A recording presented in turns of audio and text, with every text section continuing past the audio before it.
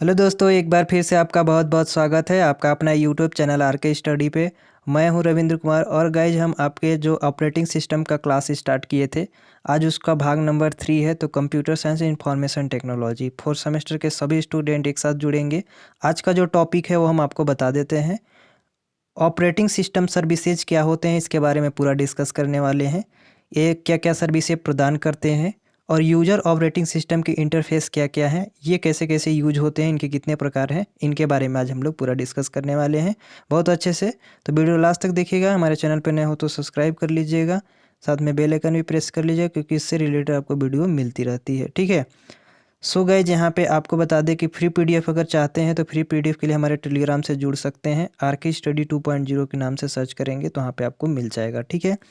कोई भी हमसे बात करना हो, कोई भी प्रॉब्लम हो तो हमारे इंस्टाग्राम को फॉलो कर लीजिए, वहाँ पे आपको बात हो जाएगी। ठीक है।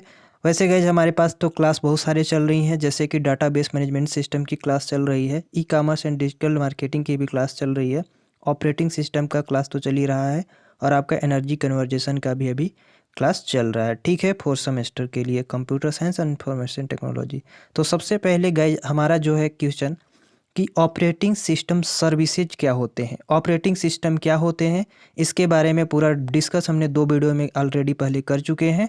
जिसने भी ये वीडियो नहीं देखा है वो आई बटन पे मैं दे दूंगा, या तो वीडियो लास्ट तक देखिएगा, लास्ट में आपको ये वीडियो मिल जाएगी। तो ऑपरेटिंग सिस्टम क्या है इसके बारे में पूरा हमने डिस्कस किया है पहले 2 भाग में। आज है तीसरा भाग, जिसमें हम लोग आज सर्विसेज के बारे में समझेंगे कि ऑपरेटिंग जो सिस्टम है वो किस तरह सर्विस को प्रदान करता है।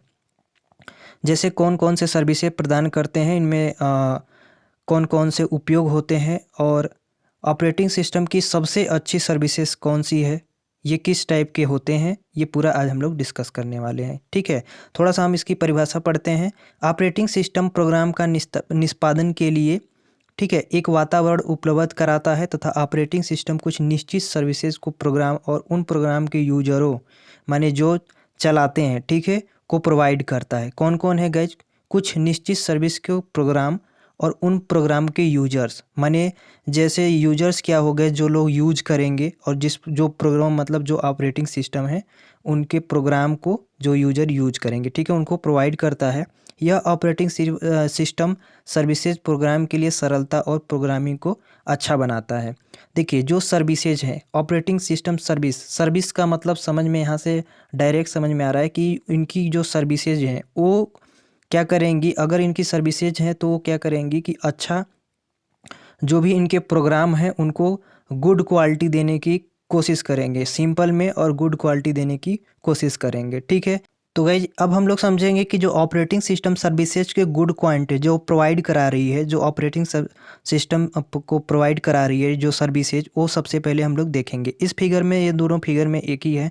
तो सबसे पहले हम लोग अगर बात कर लेते हैं यूजर प्रोग्राम्स की, तो आपको सबसे अच्छा गुड क्वालिटी में एंड अच्छा प्रोग्राम सरलता रूप में इसके यूजर प्रोग्राम्स होते हैं, यूजर इंटरफेस होते हैं, सिस्टम कॉल्स होते हैं। अब सिस्टम कॉल क्या होते हैं इसका पूरा हम लोग डिस्कस करेंगे एक वीडियो में, जो आपकी नेक्स्ट वीडियो में आ जाएगी। ठीक है। सिस्टम कॉल्स क्या होते हैं, सिस्टम कॉल्स के प्रकार कैसे क्या होते हैं, कितने होते हैं और कैसे करते हैं। देखिए, आपका जो ऑपरेटिंग सिस्टम सर्विसेज हैं, हमने बताया था कि ये सॉफ्टवेयर एंड हार्डवेयर दोनों में वर्क करते हैं। सिस्टम सॉफ्टवेयर में भी करते हैं और हार्डवेयर में भी करते हैं। तो इसको भी एक सरलता और अच्छा प्रोग्राम मतलब अच्छा सर्विसेज प्रदान करती है। ठीक है। फाइल सिस्टम हो गए या फिर अदर जो ऑपरेशंस हो गए, सारे में के सारे अच्छे से प्रोग्राम करते हैं, यूजर इंटरफेस ईटीसी में। ठीक है। तो ये आपका ऑपरेटिंग सिस्टम सर्विसेज का मतलब है, किसी को हम लोग जैसे कि सर्विसेज देते हैं तो उसी के बारे में है। ठीक है। अब हम लोग समझेंगे जो हमारा यहाँ पे क्वेश्चन था कि ऑपरेटिंग सिस्टम की कौन कौन सी है ऑपरेटिंग सिस्टम की सर्विसेज। तो सबसे पहले देखिए हमारा है जो इनकी सर्विसेज, पहला है आपका प्रोग्राम एग्जीक्यूशन, माने प्रोग्राम को कैसे रन कराया जाए। देखिए, सिस्टम मेमोरी में एक प्रोग्राम को लोड करने योग्य तथा उसको रन करने योग्य बनाना पड़ता है। जो आपका सिस्टम है, मान लीजिए आपका मॉनिटर है, मॉनिटर में सबसे पहले मेमोरी में एक प्रोग्राम को लोड करेंगे, करने योग्य बनाएंगे, उसके बाद फिर रन करने योग्य होने चाहिए। प्रोग्राम उसके अंतिम निष्पादन के लिए योग्य होना चाहिए। कि उसका जो रिजल्ट है वो अच्छा दे। जैसे कि हम अगर इस फिगर से आपको समझाने की कोशिश करेंगे तो आप समझिएगा। जैसे कि आपका प्रोग्राम है, यहाँ पे आपकी स्टार्टिंग है, यहाँ पे दो आपके कंडीशन लगते हैं। पहला आपका हो गया फॉल्स और दूसरा हो गया ट्रू। यदि आपका यहाँ से कंडीशन यदि फॉल्स आता है, ठीक है, पहली बात को यहाँ से आपके जो डाटा रहेंगे यहाँ से ऐड किए जाएंगे नंबर को इससे में, और इसके बाद फिर आपका डाटा यहाँ पे आ जाएगी। फिर यहाँ पे आपकी कंडीशन दो लगती है। पहली कंडीशन देखिए, अगर आपका कंडीशन एस हुआ तो आपका जो सीपीयू में गया हुआ आउटपुट है वो क्या हो जाएगा, स्टॉप हो जाएगा। यदि आपका नो हो गया तो फिर से यहाँ पे वापस चला आ जाएगा, ठीक है। यानी प्रोग्राम एग्जीक्यूशन के लिए सिस्टम मेमोरी में एक प्रोग्राम ऑलरेडी लोड करना होता है, फिर उसको रन कराने योग्य बनाना पड़ता है, तब जाके उसका जो अंतिम जो आउटपुट होती है वो हमको मिलती है। अब हम लोग सेकेंड की बात कर लेते हैं। तो जो आपका सेकेंड है इनपुट और आउटपुट ऑपरेशन के बारे में है, ठीक है। देखिए, इसमें क्या होता है कि एक रनिंग प्रोग्राम को इनपुट आउटपुट की आवश्यकता होती है। यदि कोई भी प्रोग्राम हम लोग रन करा रहे हैं तो उसको इनपुट और आउटपुट की आवश्यकता होगी ही, ठीक है। यह इनपुट और आउटपुट एक फाइल का एक इनपुट और आउटपुट डिवाइस को अंतर्विष्ट करता है। किसी भी विशेष, ठीक है, किसी भी विशेष के लिए विशिष्ट कार्य की मांग की जा सकती है। समझता और बचाव के लिए यूजर सीधे ही कंट्रोल इनपुट आउटपुट डिवाइस उपयोग नहीं करता है। कोई भी यूजर अपना मतलब जो सक्षमता है और बचाव के लिए यूजर सीधे ही कंट्रोल इनपुट आउटपुट डिवाइस उपयोग नहीं करता है। इसलिए ऑपरेटिंग सिस्टम को कुछ इनपुट आउटपुट व्यवस्थित करके रखना पड़ता है। जैसे कि यहाँ पे हमने अगर डायरेक्ट ये जितने भी हमारे सिस्टम है, मान लीजिए हम आपको सिंपल में समझाना चाहेंगे तो समझिएगा। जैसे हमारा ये मॉनिटर है मेरा, तो मॉनिटर में देखिए एक सिस्टम होती है कि हम लोग अलग कीबोर्ड लगाते हैं, एक अलग मेरा सीपीयू होता है, अलग माउस होता है, ठीक है। तो एक सिस्टमैटिक ढंग का बनाए जाते हैं। तो इसमें भी जो इनपुट आउटपुट ऑपरेशन है, आपका इनपुट आउटपुट ऑपरेशन है, इसमें भी सिस्टमैटिक ढंग से हम लोग जो इनपुट आउटपुट देते हैं उसको भी व्यवस्थित करके रखना पड़ता है। इस फिगर के माध्यम से आप देख सकते हैं कि यहाँ पे आपका ये सीपीयू है, यहाँ पे सीपीयू है, ये आपका बस ट्रेल बोल सकते हैं, और ये यहाँ पे आपकी मेमोरी लगाई गई है, ठीक है। यहाँ पे IOP है, ठीक है। यहाँ पे ऑपरेटिंग सिस्टम है जो सभी को हैंडल करेगा। ये आपका ऑपरेटिंग सिस्टम है जो यहाँ सभी को, जैसे प्रिंटर हो गए या फिर आपके ये सीपीयू हो गए, ठीक है, मेन मेमोरी हो गए, ये सारे को क्या करेगा, कंट्रोल करेगा, ठीक है। तो इनपुट आउटपुट ऑपरेशन क्या हो गया और प्रोग्राम क्या हो गया, ये आपने समझा होगा।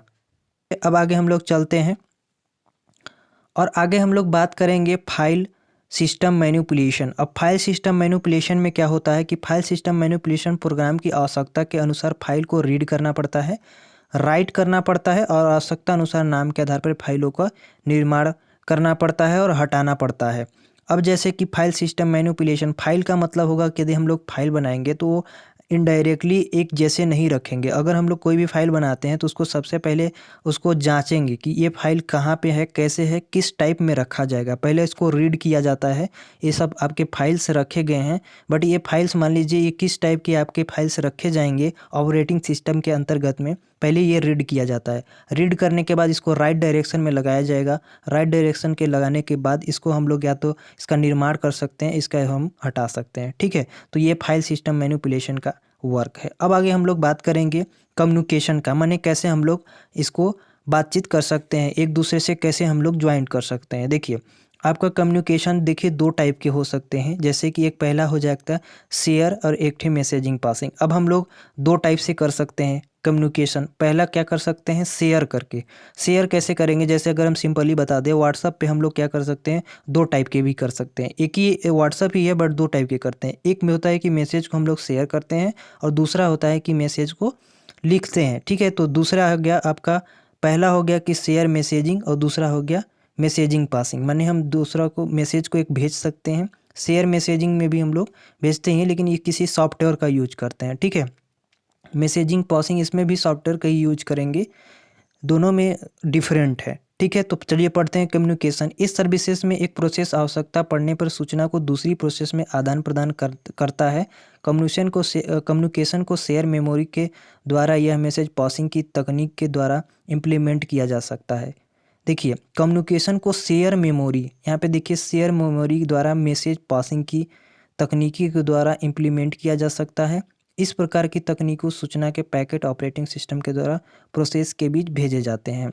अब यहाँ पे आप इस फिगर को आप देखेंगे कम्युनिकेशन मॉडल्स है आपके, ठीक है, माने किस टाइप के ये कम्युनिकेशन कर रहे हैं उनको यहाँ पे दिखाया गया है। यहाँ पे आपका पासिंग नंबर ए है, ये आपका पासिंग ये है, और ये भी आपका प्रोसेस पासिंग ए है, ये आपका बी है, यहाँ पे भी बी है। तो ये यहाँ से जो मैसेज है वो किस तरह यहाँ से इसको भेज रहा है, ये आपका कहलाता है मैसेज पासिंग। क्या कहलाएगा गाइज, ये आपका है मैसेज पासिंग, और ये आपका है शेयर क्या बोलते हैं, शेयर मैसेजिंग, ठीक है। ये दो टाइप के होते हैं, मैंने बता दिया। ये आपका फिगर है, आप देख सकते हैं, ये आपका हो गया मैसेज पासिंग, और ये हो गया आपका शेयर मैसेज, ठीक है। तो आपने कम्युनिकेशन कैसे हो सकता है हम लोग आपको बता दिए, आपने समझा होगा, ठीक है। अब आगे हम लोग बात करते हैं एरर डिटेक्शन का, ठीक है। तो एरर डिटेक्शन का बात करेंगे। सबसे पहले देखिए ऑपरेटिंग सिस्टम संभावित एरर के लिए संचित रहता है। एरर सीपीयू तथा मेमोरी हार्डवेयर में घटित हो सकती है और इनपुट आउटपुट डिवाइस से यूजर प्रोग्राम में भी घटित हो सकती है।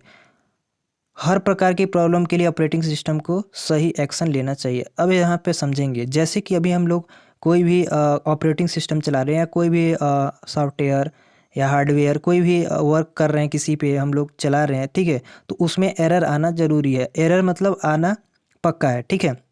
यहाँ पे जैसे मान लीजिए ये कंप्यूटर आपका फर्स्ट है, ये कंप्यूटर आपका सिक्स है। अगर हम लोग देखिए यहाँ पे दो चीज़ दिखाएगी, ये आपका बाइनरी सिग्नल कहलाता है, ये आपका बाइनरी सिग्नल कहलाता है, ये नॉइज कहलाता है। बाइनरी सिग्नल इस टाइप के चलते हैं जो 2 डिजिट के होते हैं, ठीक है, 0 और 1, माने लो और हाई।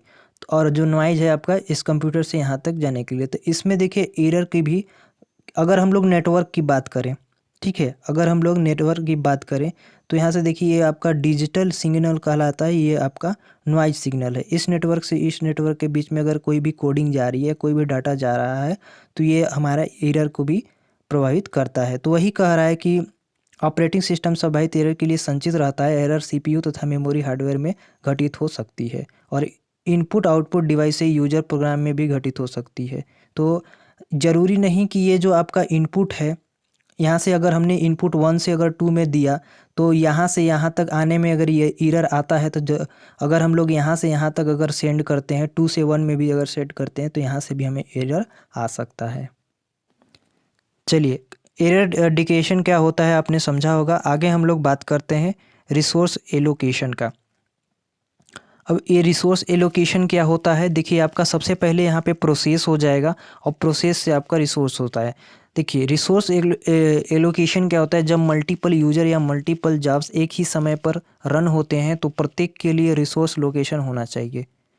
एक ही समय पे यदि कोई यूजर है, मल्टीपल यूजर, जैसे कि यहाँ पे देखिए 1 2 3, ये आपका यहाँ से यहाँ, यहाँ से यहाँ, यहाँ से यहाँ, ये देखिए मल्टीपल, ये तीनों फिगर आपको दोनों फिगर देखने को मिल रहा है। ये मल्टीपल यूजर है। कह रहा है कि जब मल्टीपल यूजर या मल्टीपल जॉब्स एक ही समय पर रन होते हैं, जब ये चारों एक ही साथ जुड़े हैं, तो प्रत्येक के लिए रिसोर्स लोकेशन होना चाहिए, माने प्रत्येक के लिए एक सोर्स होना चाहिए, ठीक है, जिस पे ऑपरेटिंग सिस्टम द्वारा विभिन्न प्रकार के रिसोर्स मैनेज किए जा सकते हैं। जैसे कि ऑपरेटिंग सिस्टम है, ठीक है, वो क्या करता है कि सारे ऑपरेटिंग सिस्टम को मैनेज करता है। उसी तरह जैसे कि सीपीयू साइकिल, जैसे कि सीपीयू साइकिल मेन मेमोरी और फाइल स्टोरेज विशेष लोकेशन को कोड रख। अब यहाँ पे समझेंगे कि रिसोर्स लोकेशन क्या है। जैसे कि कंप्यूटर का मेन अगर माइंड बोला जाए तो क्या होता है, मॉनिटर का अगर मेन माइंड बोला जाए सीपीयू होता है। उसी तरह कहा जा रहा है कि रिसोर्स लोकेशन में क्या है कि यहाँ पे आपका ये जो आपका मल्टीपल यूजर हैं, इनका एक ऐसा मॉनिटर होना चाहिए जो सारे लोगों को क्या कर सके, ऑपरेट कर सके, ठीक है। तो इसमें ये भी ज़रूरी होता है, जहाँ पे इनपुट और आउटपुट डिवाइस एक सामान्य रिक्वेस्ट तथा रिलीज को कर सकते हैं। अब आगे हम लोग चलते हैं 7वां नंबर पे, अकाउंटिंग। अकाउंटिंग सर्विसेज के द्वारा कौन से यूजर कितना उपयोग तथा कंप्यूटर रिसोर्स का क्या प्रकार है, ये रिकॉर्ड रख लेते हैं। जैसे कि यहाँ पे आपका प्रोसेस आईडी देगा, स्टेट देगा, पॉइंटर हो गया, प्रायोरिटी हो गया, प्रोग्राम काउंटर, फिर जाएंगे, फिर सीपीयू रजिस्टर, ठीक है, फिर इंफॉर्मेशन और फिर अकाउंटिंग इन्फॉर्मेशन आपका फिर एग्जिक्ट हो जाएगा। तो अकाउंटिंग जो आपका है ये क्या करता है कि सर्विसेज द्वारा कौन से यूज़र उपयोग में हैं और कौन से कितने प्रकार के हैं, और ये सब जितने भी होते हैं ये अकाउंटिंग में रिकॉर्ड रखता है। जैसे हम लोग कहते हैं नहीं पूरा काउंटिंग करके रखो, तो काउंटिंग का मतलब क्या हो गया, आपको रिकॉर्ड करके रखना है। ठीक है, अब हम लोग 8वां बात करते हैं प्रोटेक्शन की। तो प्रोटेक्शन का मतलब क्या होता है कि हम लोग सुरक्षा। देखिए, सूचनाओं के मालिक अपनी सूचनाओं को एक मल्टी यूजर कंप्यूटर सिस्टम में स्टोर करते हैं और उन पर कंट्रोल चाहते हैं, जो कि प्रोटेक्शन सर्विसेज के द्वारा संभव है। प्रोटेक्शन शामिल करता है कि सभी ऑपरेटिंग सिस्टम रिसोर्स के लिए एक्सेस कंट्रोल करते हैं। सिक्योरिटी के भी एक महत्वपूर्ण कंसेप्ट है। प्रत्येक यूजर को साथ सिक्योरिटी प्रारंभ की जाती है तथा उसका एक पासवर्ड होता है जो कि रिसोर्स को एक्सेस करने के लिए लागू किया जाता है। अब जैसे प्रोटेक्शन है, प्रोटेक्शन का मतलब यहाँ से हम लोग समझेंगे कि जैसे कोई भी अभी फेमस इंसान है, जैसे मान लेते हैं नरेंद्र मोदी हो गए। ठीक है, तो नरेंद्र मोदी आपके क्या हैं, एक जाने माने, सब जाने माने हैं, तो उनके देखिए जान की खर्चा है, तो उनके लिए क्या चाहिए, सिक्योरिटी चाहिए। उसी तरह यहाँ पे भी एक ऑपरेटिंग सिस्टम है आपका, तो इसके लिए जैसे बहुत सारे वर्क कर रहे हैं, जैसे कम्युनिकेशन कर रहे हैं, प्रोटेक्शन दे रहे हैं, या फिर एरर हेडिंग है, जितने भी ये कर रहे हैं, तो इनके लिए क्या होने चाहिए, ये मतलब उनके लिए एक प्रोटेक्शन का रहता है। यहाँ पे पासवर्ड दिया जाए जो कि एक आपका जनरल पिन कोड होगा, पासवर्ड होता है, जिससे हम लोग उसको क्या कर सकते हैं, एक्सेस कर सकते हैं। ठीक है, अब हम लोग आगे बात करेंगे यूजर इंटरफेस के इतिहास के बारे में। तो गाइस, यूजर इंटरफेस जो हमने बताया था सेकेंड में कि यूजर इंटरफेस के बारे में आज हम लोग पढ़ेंगे, तो उसके इतिहास बहुत सारे हैं। आप पढ़ना चाहे तो आप पढ़ लीजिएगा, आपका पीडीएफ आपको टेलीग्राम पे मिल जाएगा। मैंने बता दिया है पहले ही कि ये कैसे कैसे हुए थे। हम लोग इसके टाइप ऑफ जो इसके मेन समझने की है कि यूजर इंटरफेस कि कौन से टाइप है, कितने प्रकार के टाइप्स है, इसके बारे में डिस्कस करेंगे। ठीक है, जो ये इंटरफेस है उसके बारे में आप इतिहास उसके पढ़ लीजिएगा। तो देखिए, सबसे पहले हमारा जो आता है वो GUI आता है। ठीक है, GUI का पूरा नाम ग्राफिकल यूजर इंटरफेस होता है। ठीक है, ग्राफिकल यूजर इंटरफेस, जो हमको ये सब दिख रहे हैं, ये जितने भी आपको दिख रहे हैं, ठीक है, ये जितने भी आपके सॉफ्टवेयर दिख रहे हैं, ये ग्राफिकल यूजर इंटरफेस हैं। ठीक है, तो वही यहाँ पे देखिए, GUI का पूरा नाम ग्राफिकल यूजर इंटरफेस होता है। यह इंटरफेस एक ऑपरेटिंग सिस्टम पर बेस्ड होता है जिसमें यूजर को एक डिस्प्ले के जरिए इंटरफेस दर्शाया जाता है, जैसे कोई कमांड इत्यादि। यूजर उस पर इंटरफेस को देख समझ लेता है कि उस पर कंप्यूटर को क्या निर्देश देना है। जैसे माउस और कीबोर्ड की मदद से यूजर कंप्यूटर को इंस्ट्रक्शन डेटा है। ठीक है, अब यहाँ से देखेंगे, हमने अभी बात किया था आपको यूजर और इंटरफेस का। ठीक है, इंटरफेस अगर हम लोग यूजर की बात कर लेते हैं तो हम आप हैं। ठीक है, कोई यहाँ पे यूजर है। अब यहाँ पे ये देखिए, कंप्यूटर है आपका, यहाँ पे कीबोर्ड है। ठीक है, यहाँ पे आपकी ये CPU है।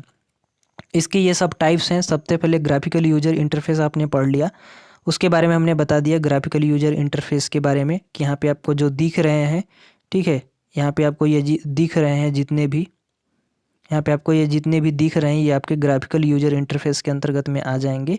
और ग्राफिकल यूजर इंटरफेस क्या होते हैं इसके बारे में हमने आपको बता दिया। अब हम लोग इसके और प्रकार हैं जो पढ़ेंगे, अल्टरनेटिव यूजर इंटरफेस और बैच इंटरफेस, इसके बारे में भी समझेंगे। उससे पहले हम आपको बता दें कि यूजर और इंटरफेस में क्या डिफरेंट है। यूजर का मतलब हो गया जो आप जो यूज कर रहा है, जैसे मॉनिटर यहाँ पे रखा गया है, ये कीबोर्ड है आपका, माउस है, यहाँ पे CPU है। अब सबसे पहली बात कि ये यूजर है, यहाँ स्क्रीन्स पे देखता है। सबसे पहले क्या करता है, देखता है, यानी इसको देखिए, सबसे पहले यहाँ पे यूट्यूब इनपुट देता है। आप किस पे देगा इनपुट, ये देगा आपको इनपुट देता है आपके कीबोर्ड में। ठीक है, कीबोर्ड में देगा या माउस में देगा, यहाँ से फिर जाएगा आपके CPU में, और CPU से फिर जाता है आपके मॉनिटर में। उस प्रकार से हमको यहाँ पे आउटपुट देखने को मिल जाता है। तो यूजर और इंटरफेस क्या है, यूजर का मतलब अब यहाँ से आपको समझ में आ गया होगा कि यूजर और इंटरफेस में डिफरेंट क्या है।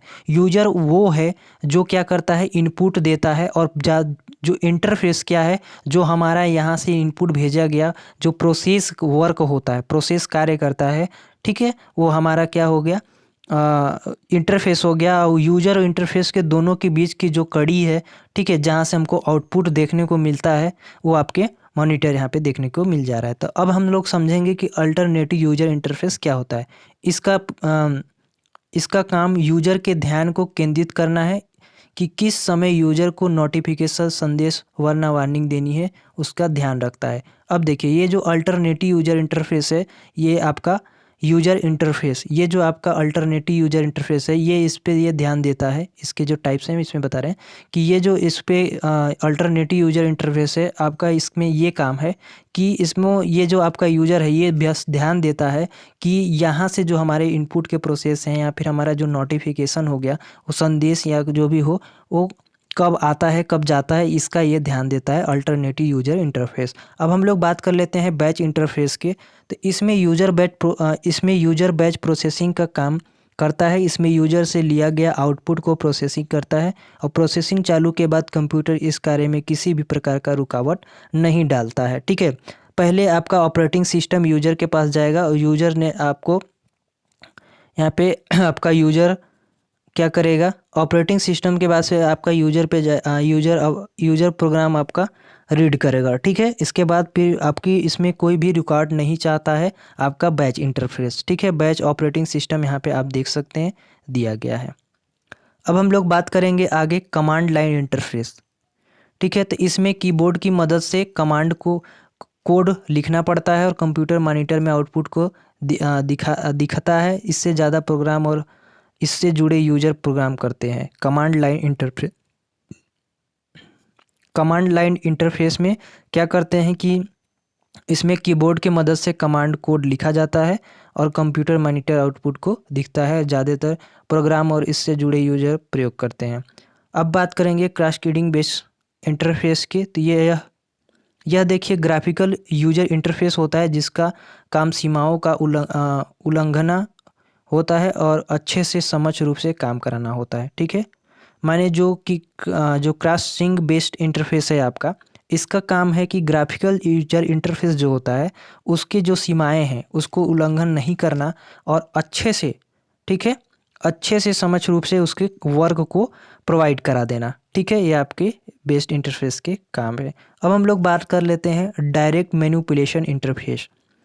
तो डायरेक्ट मैनिपुलेशन इंटरफेस ये सामान्य यूजर इंटरफेस होता है जो उपयोग हो रहे हैं वस्तु के मैनिपुलेशन करवाता है, जिसमें यूजर प्रभावी रूप से काम कर सकते हैं। ठीक है, मैनिपुलेशन का अंतर्गत में बहुत सारे आते हैं जिसमें हम लोग इनपुट आउटपुट इस टाइप के बहुत सारे डिवाइस का प्रयोग करते हैं। ठीक है, अब हम लोग बात कर लेते हैं hardware user interface. Hardware user interface का क्या हो गया, यहाँ पे यूजर इंटरफेस का मतलब हमने समझा दिया कि यूजर आप हैं, इंटरफेस का मतलब है जो प्रोसेस हुआ। अब देखिए हार्डवेयर कह रहा है तो हार्डवेयर का मतलब यहाँ से समझ में आ रहा है कि जो हम लोग रोजाना किसी भी स्विच को खोलते हैं या बंद करते हैं, कोई भी करते हैं, जैसे यहाँ पे दिया गया। ठीक है, रोजाना के काम में किसी भी हार्ड वस्तु जैसे इलेक्ट्रॉनिक स्विच या किसी भी प्रकार के हार्ड बटन जिसे हम स्विच करते हैं, आसान से समझे तो हम किसी भी डिवाइस को ऑपरेट करते हैं, उसमें बटन के द्वारा उस डिवाइस का मशीन को कंट्रोल करते हैं, उसी को क्या कहते हैं, हार्डवेयर यूजर इंटरफेस कहते हैं। समझ गए।